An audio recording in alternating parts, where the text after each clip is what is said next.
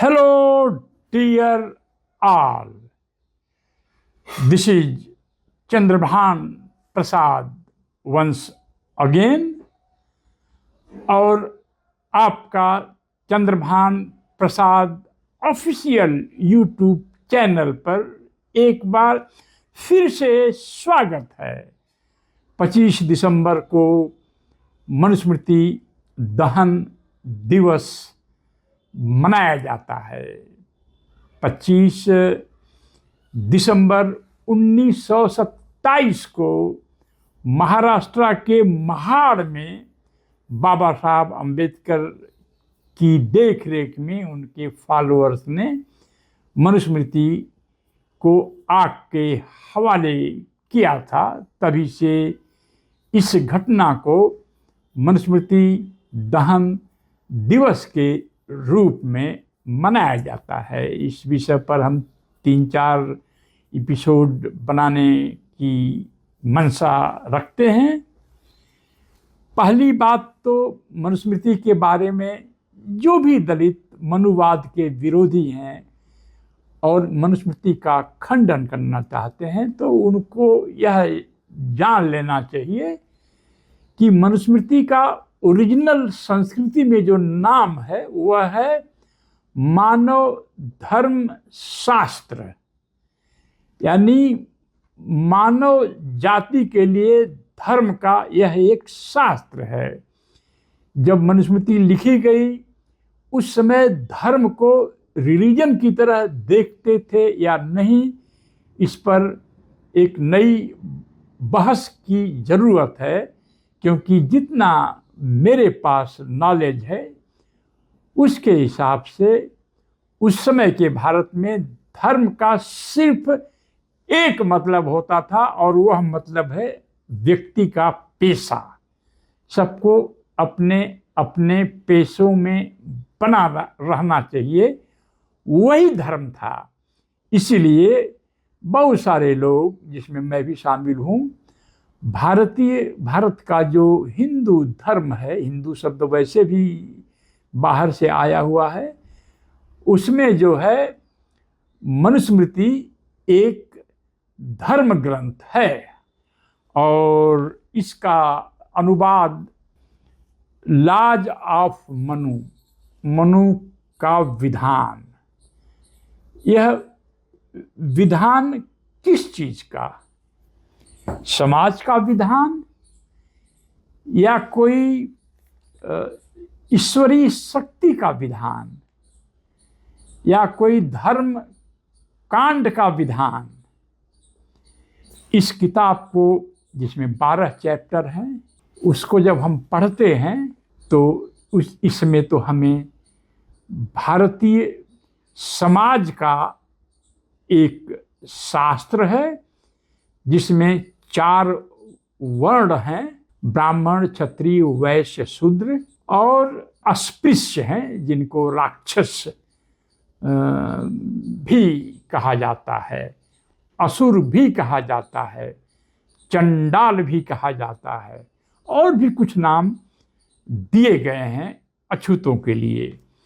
अगर मनुस्मृति के 12वें अध्याय को, चैप्टर को अगर आप ध्यान से पढ़ें तो इसमें बहुत सारा कुछ अनटचेबल्स के बारे में लिखा गया है, और जो कुछ लिखा गया है उसको आपको लगेगा कि वह एक प्रिजन मैनुअल है। जैसे कि कारागार होते हैं, जेल होते हैं, जेल के कई नियम होते हैं, उसको बोलते हैं जेल मैनुअल या प्रिजन मैनुअल या कारागार के नियम कानून।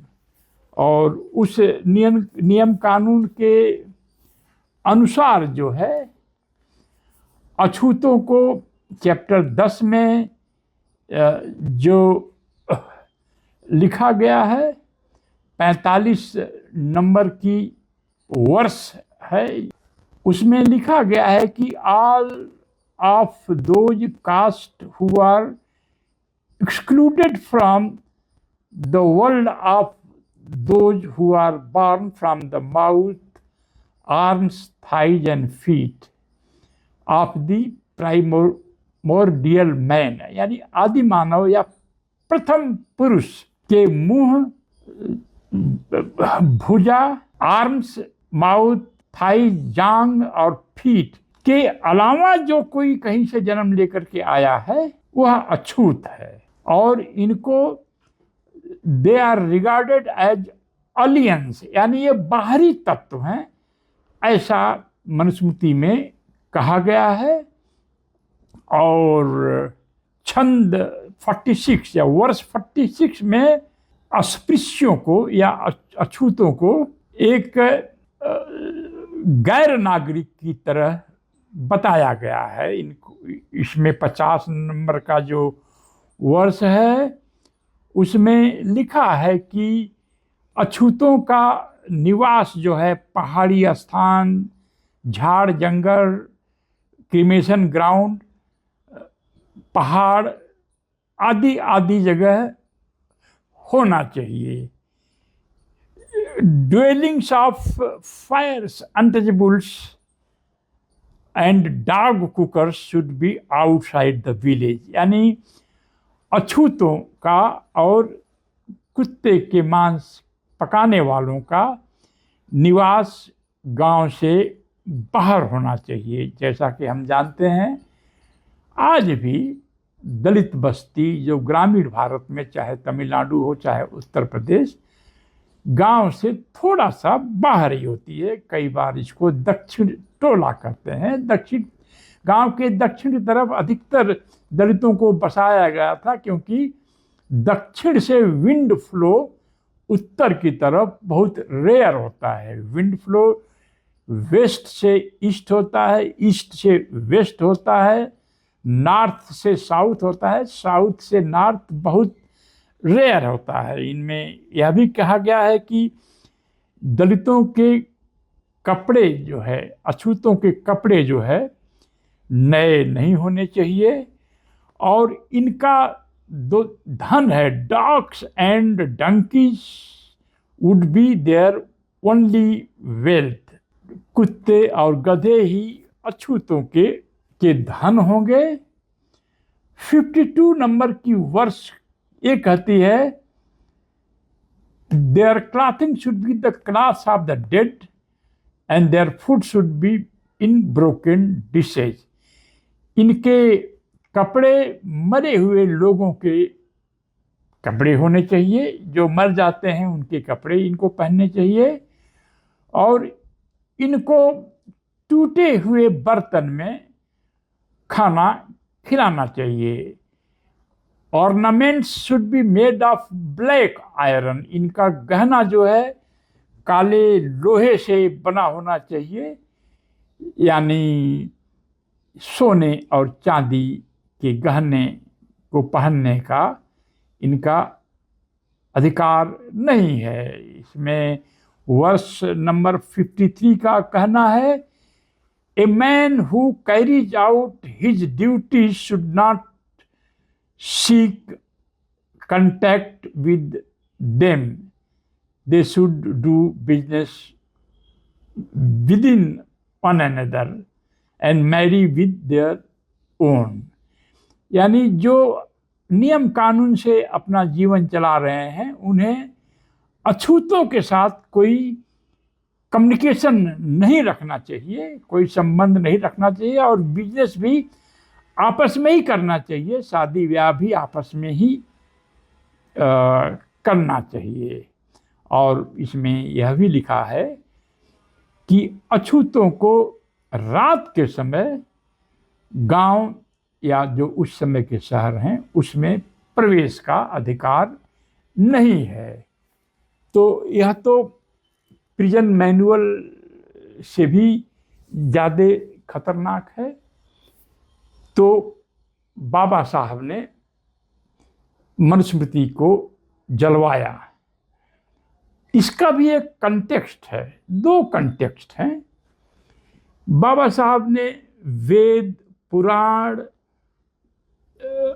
महाभारत, रामायण, गीता सबको रिजेक्ट किया, मनुस्मृति को भी रिजेक्ट किया, लेकिन जलाया सिर्फ मनुस्मृति को, क्योंकि मनुस्मृति के जो विधान थे भारत के समाज में वो तब भी बाबा साहब के समय भी 1927 में भी लागू थे और उसके रिफ्लेक्शंस आज भी दिखाई पड़ते हैं। मसलन तुलसी को एक देवी का रूप प्राप्त है, विष्णु की पत्नी, और तुलसी पूजन जो है हमारे आजमगढ़ के गांव में भी होता है, और हमने इस पर एक स्टडी किया है। तमिलनाडु जाकर हमने स्टडी किया है, केरल में स्टडी किया है, कर्नाटक में स्टडी किया है, महाराष्ट्र में स्टडी किया है।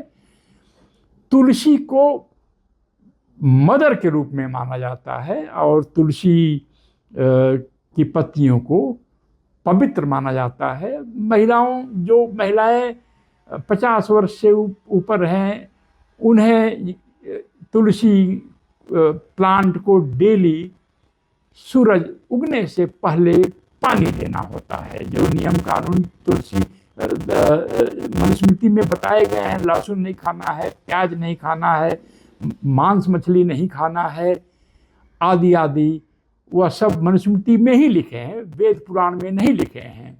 वहाँ पर यह भी लिखा है कि घी, गाय पवित्र जानवर है, गाय के प्रोडक्ट घी, मूत्र, गोबर, दूध सब पवित्र हैं, और जो भी अनुष्ठान होंगे हिंदुओं के, उसमें हिंदू शब्द तो नहीं है, वर्णाश्रम व्यवस्था के जो लोग हैं उसमें इन सबको पवित्र माना गया है। और इसी मनुस्मृति में जहाँ इन सबको पवित्र माना गया है, जिसको लोग मानते हैं अपने दैनिक जीवन में, डेथ बर्थ की सेरेमनी में, शादी की सेरेमनी में, डेथ की सेरेमनी में और धार्मिक उत्सवों में, घी, गाय का दूध, गाय का गोबर, ये सब अग्नि को पवित्र बताया गया है।